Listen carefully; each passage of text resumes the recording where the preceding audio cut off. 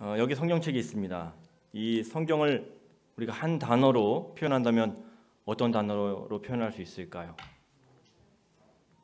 그것은 바로 사랑일 것입니다. 태초부터 우리를 창조하셔서 우리를 사랑하셔서 우리를 하나님의 형상으로 만드셨고 또 우리와 함께 사랑을 나누시기 원하셨습니다. 하지만 인간은 하나님을 사랑하는 것보다 다른 것을 더 사랑했고 그 결과 하나님과 멀어지는 심판을 받게 됩니다. 표면적으로만 보면 심판하시고 벌하신 모습으로 보이지만 그런 가운데서도 하나님께서 우리를 향한 끝없는 사랑을 보이셨습니다. 인내하면서 기다리시면서 하나님이 아닌 우상 숭배하는 인간들에게 돌아오라. 내가 너희를 사랑한단다. 말씀하셨습니다. 구약 성경 전체가 이것의 반복일 것입니다. 하지만 사람들은 그것을 깨닫지 못했습니다. 구약의 마지막 책인 말라기 1장 2절 앞부분에 이렇게 말씀하고 계십니다. 여호와께서 이르시되 내가 너희를 사랑하였노라 하나 너희는 이르기를 주께서 어떻게 우리를 사랑하셨나이까 하는도다. 하나님의 끝없는 참으심과 심판 가운데서도 보호하시며 이스라엘 백성이 자기 자신을 사랑하길 원하셨던 하나님. 그런데 정작 백성들은 오히려 반문합니다. 어떻게 당신이 우리를 사랑하셨나요? 그리고 예수님이 오셨습니다. 로마서 5장 8절 말씀 우리 함께 읽겠습니다. 우리가 아직 죄인 되었을 때 그리스도께서 우리를 위하여 죽으심으로 하나님께서 우리에 대한 자기의 사랑을 확증하셨느니라. 아멘. 우리 이처럼 십자가의 사건은 우리들을 향한 하나님의 완전한 사랑을 확인시켜주는 사건입니다. 독생자를 보내시어 우리의 죄를 위해 대신 고난받으시고 죽으신 이 사건을 통해 우리는 하나님의 사랑을 깨달아야 합니다. 어떻게 당신이 우리를 사랑하셨나요가 아니라 하나님, 나를 이토록 사랑하신 그 하나님을 이제 깨닫습니다. 제가 하나님 앞에 부끄러운 죄인임을 알기에 사랑받을 자격이 없음을 알기에 저를 향한 하나님의 사랑이 너무 큽니다. 그리고 이제 저도 하나님을 사랑합니다. 라고 고백되어져야 하는 은혜의 사건인 것입니다. 이것이 복음의 기쁜 소식입니다. 이 복음을 우리가 아멘으로 받을 때 우리에게 구원을 선물로 주시는 것입니다. 내일부터 우리는 고난주간이 시작됩니다. 예수님의 고난의 아픔만을 묵상하는 것이 아니라 그 고난이 나를 사랑하셔서 당하신 것임을 깨닫고 우리를 향한 하나님의 사랑을 더 경험하시는 시간 되어야 할 것입니다. 그리고 하나님의 사랑에 경험한 우리들은 이제 하나님을 사랑한다고 고백하여야 할 것입니다. 성도님들은 하나님을 사랑하십니까? 아멘. 하나님을 향한 우리의 사랑을 이 시간 말씀을 통해 다시 한번 점검해 봤으면 좋겠습니다.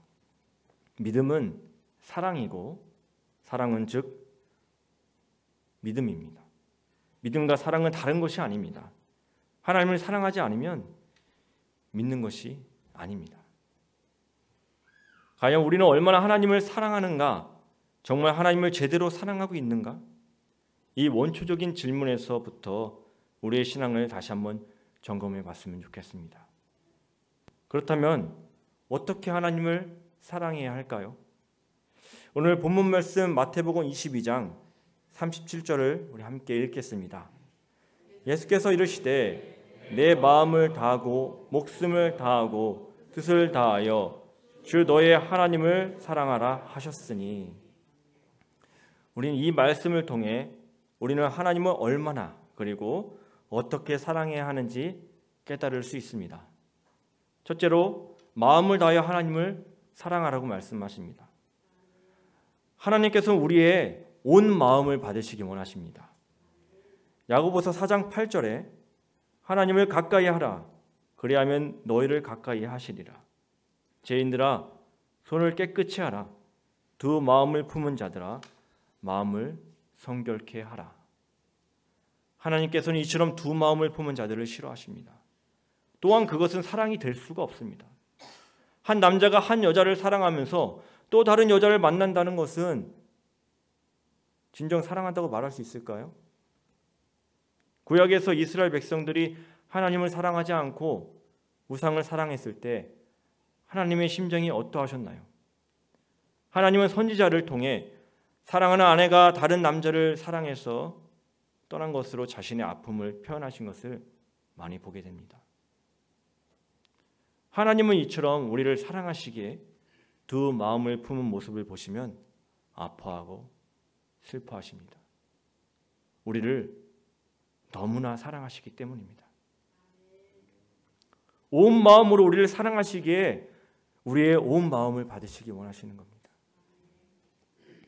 하나님께 마음을 다한다는 것은 하나님만 섬긴다는 것이고 하나님을 중심으로 사는 것을 말합니다. 하나님께서 원하시는 것, 하나님께서 뜻하시는 것에 내 마음을 두는 것, 이것이 바로 하나님께 마음을 다하는 것입니다. 반대로 우상을 섬긴다는 것은 어떤 의미일까요? 어떤 우상은 풍요로움을 준다고 믿었습니다. 어떤 우상은 비와 불을 주관한다고 믿었습니다. 또 어떤 우상은 전쟁을 승리로 이끈다고 믿었습니다.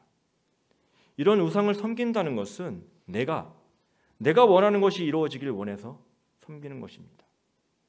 그 우상은 나를 위하여 생 것이고 그 중심엔 자기 자신이 있는 것입니다. 그래서 하나님이 출애굽한 이스라엘 백성들에게 너를 위하여 새긴 우상을 만들지 말라고 말씀하시는 것입니다.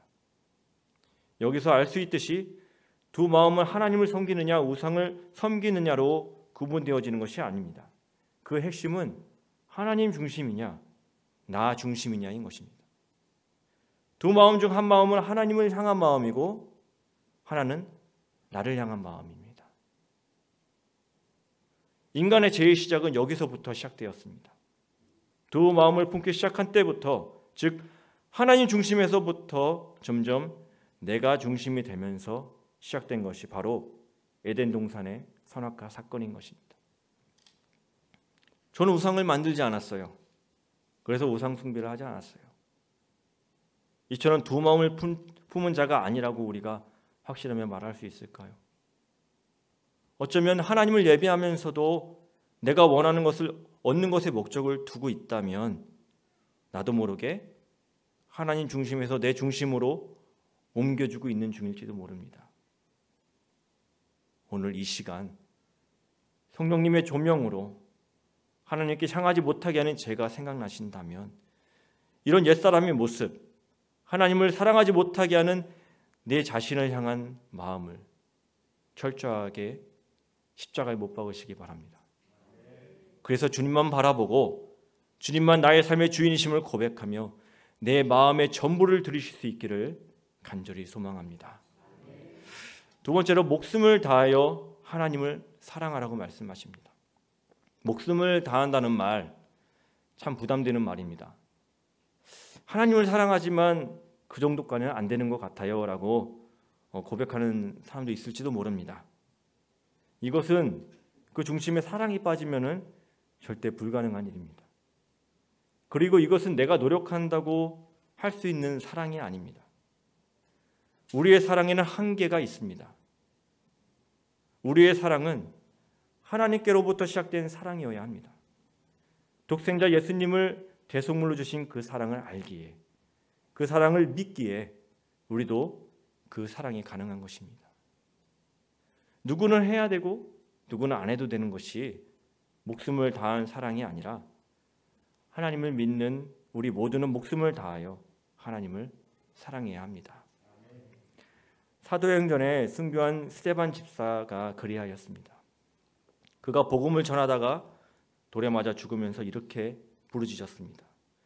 주 예수여, 내 영혼을 받아주시옵소서. 그리고 무릎 꿇고 크게 외쳤습니다. 주여, 이 죄를 그들에게 돌리지 마옵소서. 이 말을 하고 자니라 라고 성경은 말하고 있습니다. 스데반의 이런 모습은 어디서 많이 듣고 본 듯한 모습이 아닌가요? 바로 예수님께서 십자가에 달리셔서 하신 고백입니다. 누가복음 23장 34절과 46절입니다. 이에 예수께서 이르시되 아버지 저들을 사하여 주옵소서 저들이 하는 것을 알지 못함이니이다 하시더라. 예수께서 큰 소리로 불러 이르시되 아버지 내 영혼을 아버지 손에 부탁하나이다 하고 이 말씀을 하신 후에 숨지시니라.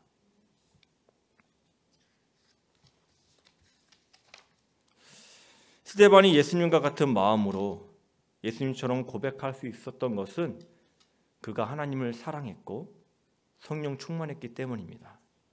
이 고백은 스데반 안에 예수님께서 하신 것입니다. 이게 가능하려면 목숨을 내어드리기 전에 이미 죽어야 합니다. 내가 그리스도와 함께 십자가에 못 박혔나니 그런즉 이제는 내가 산 것이 아니요 오직 내 안에 그리스도께서 사신 것이라. 이제 내가 육체 가운데 사는 것은 나를 사랑하사 나를 위하여 자기 자신을 버리신 하나님의 아들을 믿는 믿음 안에서 사는 것이라. 이렇게 고백한 갈라디아서 2장 20절 말씀처럼 목숨을 다해 사랑하려면 이처럼 내가 먼저 죽어야 가능합니다. 그리스도와 연합해야 합니다. 그래야 예수님께서 우리 안에서 행하십니다. 이것이 목숨을 다해서 하나님을 사랑하는 것입니다. 그럼 세 번째로 뜻을 다하여 하나님을 사랑하라고 말씀하십니다. 우리가 뜻을 다한다는 것은 내 뜻과 내 생각을 내려놓아야만 가능합니다. 그리고 하나님이 원하시는 뜻이 어디에 있고 무엇인지 생각하며 그 뜻에 맞게 사는 것을 말합니다. 그것이 하나님께서 기뻐하시는 일입니다. 제가 결혼하기 전에 미국에 있을 때 CMF라는 가정사역 선교원에서 결혼교실 과정을 3번 이수하였습니다. 제가 얼마나 결혼하고 싶으면 그렇게 열심히 배웠을까요? 그곳에서 성경적인 만남과 결혼 후에 사랑하는 방법에 대해서 많이 배웠습니다. 이 과정을 이수하면 결혼 자격증까지 줍니다. 사실 그 이후로도 오랫동안 결혼하지 못하다가 성도님들이 아시다시피 하나님의 은혜로 2년 전에 결혼을 했습니다. 제가 결혼교실에서 강의를 듣던 하루는 많은 이혼 사례들의 통계나 간증을 듣게 되었습니다. 그 통계 조사의 내용 중에 충격적인 사실은 당시 미국의 총 커플들의 약 41%가 이혼한다는 것이었습니다. 그리고 이혼하는 이유는 서로 사랑을 못 받고 있다는 것이 가장 큰 이유였습니다. 더 안타까운 사실은 그들이 서로 사랑했다고 말합니다. 사랑을 하는데 상대가 사랑을 느끼지 못한다. 서로 사랑한다고 많은 노력을 하는데 정작 사랑을 받는 사람이 그 사랑을 느끼지 못한다면 무엇이 문제일까요? 게리 체프만의 5가지 사랑의 언어라는 책이 있습니다. 이 책에는 사랑의 언어를 5가지로 구분해서 말합니다. 그것은 인정하는 말, 스킨십, 함께하는 시간, 헌신의 행동, 선물 나누기입니다. 성도님들도 한번 생각해 보시기 바랍니다. 어떤 것을 통해 사랑을 받는다고 느끼십니까? 어떤 분은 내가 사랑하는 사람으로부터 인정하는 말을 들을 때일 것이고, 어떤 분은 스킨십을 할 때, 어떤 분은 시간을 함께 보낼 때, 어떤 분은 헌신의 행동을, 또 어떤 분은 선물 받을 때일 것입니다. 그렇다면 내가 사랑하는 사람, 여러분의 사랑을 표현하고 전하고 싶은 그 사람의 사랑의 언어를 알고 계십니까? 상대방도 똑같을까요? 비슷할 수도 있지만 다른 경우가 많이 있을 것입니다. 이처럼 서로 사랑을 받는다고 느끼는 방법이 다를 때가 많이 있습니다. 내가 사랑하는 여인이 꽃에 알레르기가 있는 사실을 기억하지 못하고 열심을 다해 가장 아름다운 꽃을 선물했다면 그것으로 사랑을 느낄 수 있을까요? 옆에서 함께 시간을 보내는 것에 사랑을 느끼는 사람에게 아주 좋은 선물을 주기 위해 돈을 벌고 준비하느라 많은 시간 함께하지 못하게 된다면 선물이 무슨 의미가 있겠습니까? 여기서 핵심은 내가 원하는 사랑의 방법이 아니라 상대방이 원하는 사랑의 방법으로 사랑해야 한다는 것입니다. 하나님을 사랑하는 것도 이와 같습니다. 하나님을 사랑한다는 것, 하나님께서 원하시는 방식으로 하나님께서 기뻐하시는 뜻이 무엇인지 먼저 알려고 하는 노력이 필요합니다. 하나님의 사랑의 언어를 찾아야 하는 것입니다. 내가 원하는 방식, 내가 하고 싶은 대로 하는 이기적인 사랑, 거짓되거나 빗나간 사랑이 아니라 하나님께서 원하시는 방식으로 사랑해야 하는 것입니다. 그래서 더욱 성경을 보며 하나님이 어떤 분이신지 더 알아야 하고 기도를 통해 하나님과 사랑의 대화를 해야 합니다. 온 마음을 다하는 사랑, 목숨을 다하는 사랑, 이처럼 뜻을 다하는 사랑, 우리는 전심을 다하여 하나님을 사랑해야 합니다. 마음과 목숨과 뜻을 다해 사랑하는 것, 사실 이 세 가지는 다른 것 같지만 분리될 수 없는 것이고 함께 행하여질 때 비로소 온전한 사랑을 이룰 수 있는 것입니다. 마음이 없는데 목숨을 다할 수 없고 목숨을 다하는 사랑이 하나님의 기뻐하신 뜻대로 이루어져야 하기 때문입니다. 오늘 본문 말씀에서의 배경은 바리새인들 중 한 율법사가 예수님을 시험하여 함정에 빠뜨리고자 한 질문에서부터 시작된 예수님의 답변입니다. 누구보다 율법에 능통하고 누구보다 말씀을 잘 안다고 하는 그 율법사가 성경이 예언하고 있는 예수님, 말씀이 육신이 되어 오신 예수님을 알아보지 못하고 공격한 것입니다. 어떻게 이럴 수 있을까요? 그 안에 사랑이 없기 때문입니다. 하나님을 전심으로 사랑하지 않았기 때문에 하나님의 마음을 모르는 것입니다. 진리를 볼 수 있는 영의 눈이 닫힌 것입니다. 우리가 아무리 천사의 말을 한다고 해도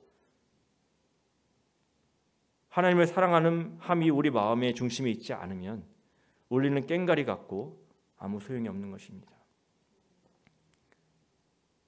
아무리 많은 봉사를 하고 말씀대로 비록 산다고 할지라도 그 어느 것 하나라도 하나님을 사랑하는 마음 가운데 하지 않는다면 오히려 시험거리가 되고 힘든 일이 될 것입니다. 은혜가 아니라 율법적인 것에 매어 살게 될지도 모릅니다. 내일부터 고난주간이 시작됩니다. 성도님들을 향한 하나님의 사랑을 인격적으로 경험하시는 시간 되기를 간절히 소망합니다. 그리고 부활하신 예수님께서 예수님을 3번 부인한 베드로를 찾아오셔서 내가 나를 사랑하냐라고 물으신 것처럼 우리들에게도 동일하게 물으실 것입니다. 그때 내 주님을 사랑합니다. 온 마음과 목숨과 뜻을 다해 주님을 사랑합니다라고 고백할 수 있는 성도님들 다 되시기를 주님의 이름으로 축원합니다.